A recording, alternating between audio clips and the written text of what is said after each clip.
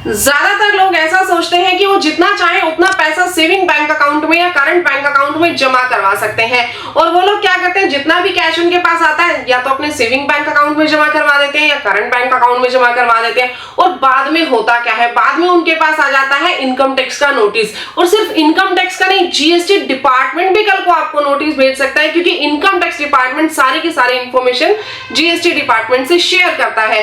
अब आप लोगों को इसके लिए ये जानना जरूरी है कि कितनी ट्रांजैक्शंस लिमिट आपको सेविंग बैंक में अलाउड है और कितनी ट्रांजैक्शंस लिमिट आप लोगों को करंट बैंक अकाउंट के अंदर अलाउड है।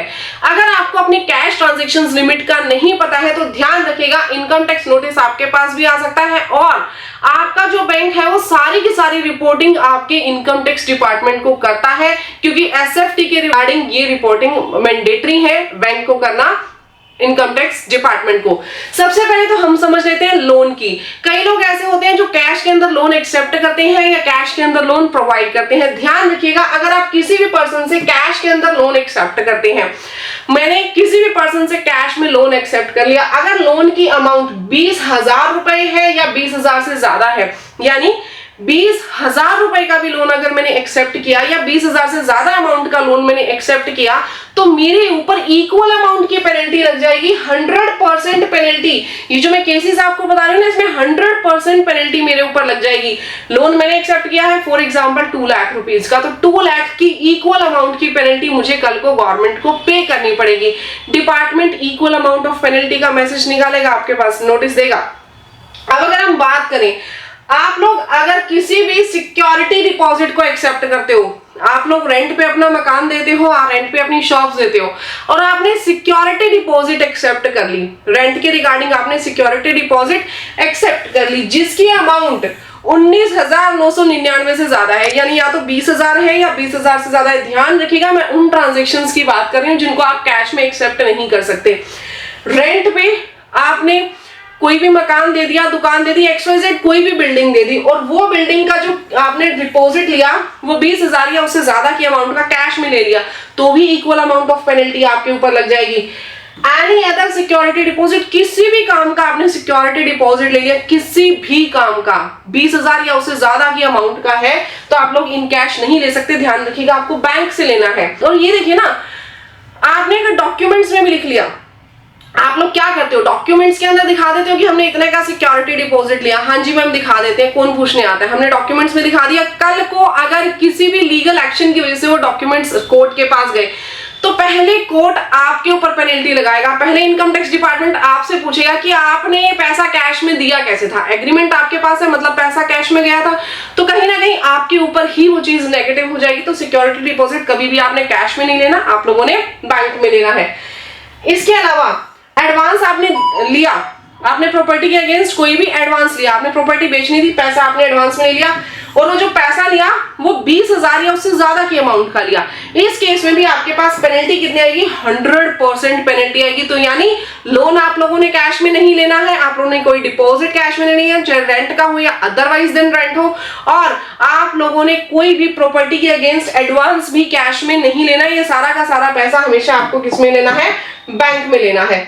अभी आपने देखा कि आपको 20,000 से ज्यादा कैश रिसीव नहीं करना है, चाहे लोन का था, सिक्योरिटी का था या फिर प्रॉपर्टी से रिलेटेड था। अब हमें 20,000 से ज्यादा कैश पे भी नहीं करना है, यहाँ पे पेमेंट वर्ड आ जाएगा और 20,000 की अमाउंट आ जाएगी। यहाँ पे थोड़ा क्लैरिकल मिस्टेक है, इसको आप प्लीज अवॉइड कर दें।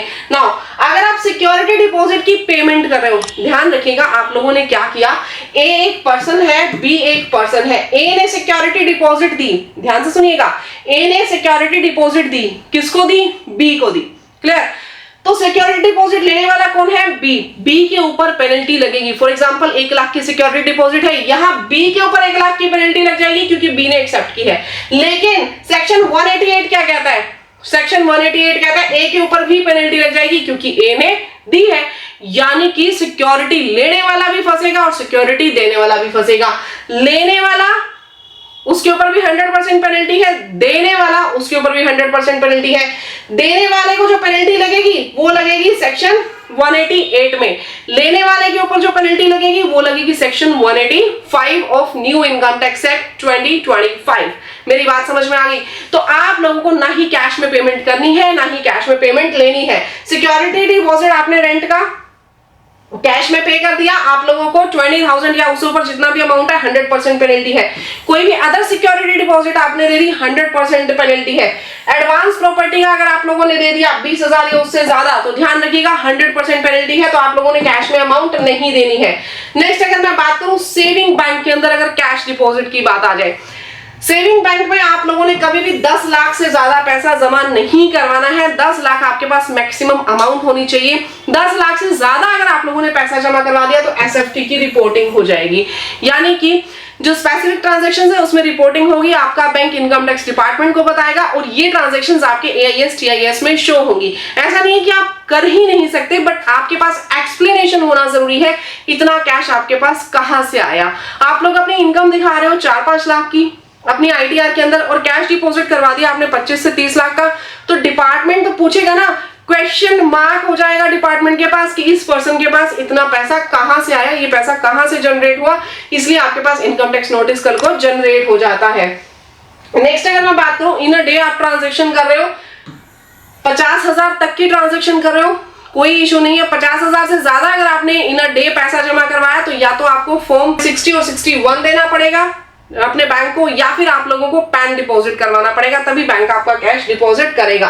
करंट अकाउंट की लिमिट्स की अगर मैं बात करूं, 50 लाख से ज्यादा जैसे ही आप पैसा जमा करवाएंगे करंट अकाउंट में तो आप लोगों की एसएफटी के अंदर रिपोर्टिंग हो जाएगी, करवा सकते हो। लेकिन 50 लाख से ज्यादा जब आप कैश जमा करवा रहे हो तो आप लोगों के पास रीजन होना चाहिए, एक इस कॉज की वजह से या इतनी हमारी सेल है, इतनी हमारी ट्रांजेक्शंस किस रीजन की वजह से हुई। और ध्यान रखिएगा ये जो इम्पैक्ट है सिर्फ इनकम टैक्स में नहीं जाएगा, जीएसटी में भी जाएगा। जीएसटी में ये इम्पैक्ट कैसे जाएगा, फॉर एग्जांपल आप लोगों ने 1 करोड़ अपने बैंक खाते के अंदर जमा करवा दिया, 1 करोड़ रुपए आपने जमा करवाए, जबकि जीएसटी में जो आपने अपनी सेल दिखाई थी that is just 60 lakh rupees, ये सिर्फ 60 लाख रुपीज है। अब कैश जमा हो रहा है 1 करोड़, आप लोगों ने सेल दिखाई मात्र 60 लाख रुपीस, तो बाकी 40 लाख का जो डिफरेंस है वो कहां से आया। इनकम टैक्स में भी ये नोटिस आएगा और जीएसटी में भी ये नोटिस आएगा, दोनों जगह आप लोगों को जवाब देने पड़ेंगे। तो इसलिए आप लोगों ने बहुत ध्यान से कैश की ट्रांजैक्शंस दिखानी है, जरूरत से ज्यादा कैश एक अकाउंट में आप लोगों को कैश नहीं लेना है। नेक्स्ट अगर मैं बात करूं क्रेडिट कार्ड के बिल की पेमेंट की, अगर क्रेडिट कार्ड का बिल आप लोग पे कर रहे हैं और कैश डिपॉजिट करके आपने अपना क्रेडिट कार्ड का पेमेंट कर दिया, क्रेडिट कार्ड का बिल आया, पेमेंट आप लोगों ने कर दिया और कैश के थ्रू आप लोगों ने पेमेंट कर दिया, तो ये जो कैश डिपॉजिट करके आप लोगों ने पेमेंट किया है ना, उसकी अमाउंट 1 लाख रुपए से ज्यादा है।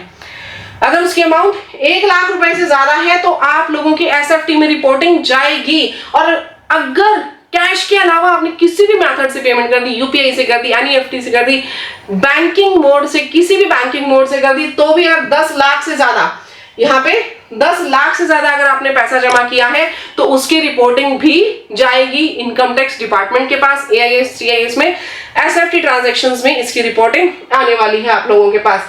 सभी बैंक्स की रिपोर्टिंग होती है और ये सभी बैंक्स को कंपलसरी है इनकम टैक्स में अपनी रिपोर्टिंग देना, तो ध्यान रखिएगा। ऐसा नहीं है कि आपका कोई अलग बैंक है वो इनकम टैक्स को रिपोर्टिंग नहीं देगा, उसको भी इनकम टैक्स को रिपोर्टिंग देना मैंडेटरी होता है। नेक्स्ट हम लोग बात कर लेते हैं एनईएफटी के बारे में कि एनईएफटी आप लोगों को कितनी अलाउड है। आप लोग 1 रुपए से लेकर के किसी भी लिमिट तक एनईएफटी करवा सकते हैं, कोई भी इशू नहीं आता।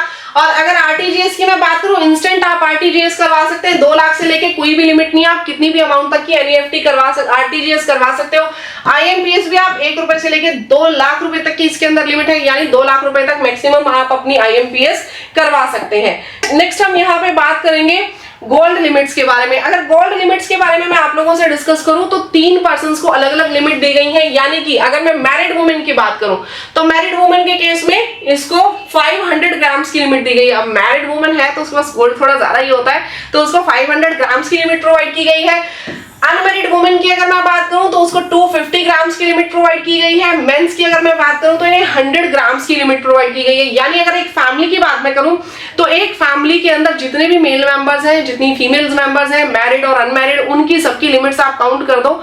अगर उनकी लिमिट्स के अकॉर्डिंग जितना गोल्ड होना चाहिए आपकी फैमिली के पास उतना गोल्ड है तो इनकम टैक्स डिपार्टमेंट आपसे क्वेश्चन नहीं करेगा। ये वो गोल्ड है, गोल्ड की उतनी लिमिट है जिस लिमिट के ऊपर क्वेश्चन मार्क कभी नहीं आएगा, यानी इनकम टैक्स डिपार्टमेंट आपसे कभी नहीं पूछेगा इतना गोल्ड आप लोगों के पास कहां से आया, तो ये गोल्ड आप सेफली अपने पास रख सकते हैं। नेक्स्ट अगर मैं बात करूं वेडिंग के ऊपर जो गोल्ड आपको मिलता है, बहुत एक मैं आपको टिकी पॉइंट यहां पे बता रही हूं, ये पॉइंट प्रैक्टिकली आप लोग यूज कर सकते हो अपनी लाइफ में। आप लोगों को गोल्ड रखना है, वेडिंग्स के ऊपर आपको जितना मर्जी गोल्ड मिला हो उसके ऊपर कोई भी टैक्स नहीं लगता। बट यहाँ पे आप लोगों को करना क्या है, एक प्रूफ अपने पास रखना है, फोटोज खिंचवा के रखना कि आपको ये जो गोल्ड मिला है ये वेडिंग के केस में ही मिला है। नाउ नेक्स्ट मैं बात करूं, इनहेरिटेंस में आपको जितना भी गोल्ड मिला हो, आपके फैमिली बैकग्राउंड पे डिपेंड करेगा कि इनहेरिटेंस में आपको कितना गोल्ड मिला होगा। जितना भी गोल्ड आपको इनहेरिटेंस में मिला है उसकी एक गिफ्ट डीड बनवा करके आप लोगों को रखनी है और उसके ऊपर आप लोगों का कोई भी टैक्स नहीं लगेगा। नेक्स्ट हम बात कर लेते हैं यूपीआई लिमिट्स की। यूपीआई लिमिट्स के अंदर आप लोगों को पर डे जो जनरली लिमिट अलाउड होती है वो 1 लाख की लिमिट है, यानी 1 लाख रुपए तक आप लोग पर डे ट्रांजेक्शन कर सकते हैं। बट अगर अभी आपने यूपीआई लिया है तो 24 घंटे के लिए जो आपकी लिमिट है वो 5,000 रुपए तक होती है, यानी 24 घंटे तक आप 5,000 तक ही ट्रांजेक्शन कर सकते हो। नेक्स्ट अगर मैं बात करूं, अलग अलग कैटेगरीज मैंने आप लोगों को यहां दिया है। कैपिटल मार्केट में पर ट्रांजेक्शन लिमिट आप लोगों के पास 5 लाख की होती है और 24 आवर्स की लिमिट आप लोगों को 10 लाख की दी गई है। इंश्योरेंस और गवर्नमेंट पेमेंट ये सभी आपको जो पर ट्रांजेक्शन लिमिट है 5 लाख की है और 24 आवर्स की लिमिट इसके अंदर 10 लाख की है। ट्रैवल के अंदर भी 5 लाख की लिमिट पर ट्रांजेक्शन है और 24 आवर्स की लिमिट आप लोगों को 10 लाख की प्रोवाइड की गई है। क्रेडिट कार्ड की अगर हम बात करें, पर ट्रांजेक्शन 5 लाख और 24 आवर्स लिमिट आप लोगों को 6 लाख की दी गई है। लोन ज्वेलरी इसमें 5-5 लाख और पर 24 आवर्स की लिमिट आप लोगों को 6 लाख की यहाँ पे प्रोवाइड की गई है।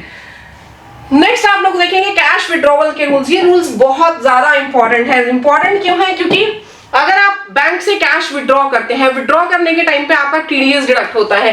अगर आपने बैंक से पैसा विड्रॉ किया, आप लोग अगर आईटीआर फाइल करते हैं तो 2% आपका जो टीडीएस है वो विड्रॉ किया जाएगा अगर आपकी कैश ट्रांजैक्शंस 1 करोड़ से ज्यादा हुई है फाइनेंशियल ईयर के अंदर।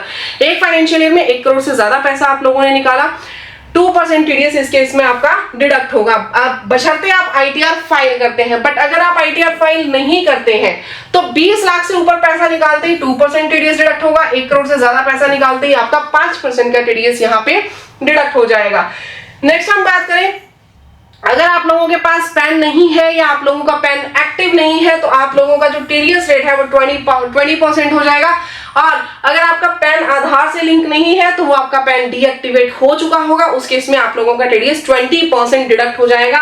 अब ये लिमिट जो है सिर्फ बैंक के ऊपर अलाउड नहीं है, कोऑपरेटिव और पोस्ट ऑफिस जो है आपके पास उनके ऊपर भी ये लिमिट्स अलाउड है। तो आपने बहुत ध्यान रखना है इन चीजों का जब भी आप कैश अपना विड्रॉ करेंगे। तो गाइस बहुत अच्छे तरीके से मैंने कोशिश की आप लोगों को बताने की सभी कैश ट्रांजैक्शंस के बारे में, सभी लिमिट्स के बारे में। वीडियो अच्छी लगी हो तो वीडियो को लाइक, चैनल को सब्सक्राइब जरूर कीजिएगा, बने रहिएगा इसी तरह हमारे साथ। आप लोगों का मोटिवेशन हमें बहुत ज्यादा मोटिवेट करता है। प्लीज चैनल को सब्सक्राइब करके जाइएगा। Thank you.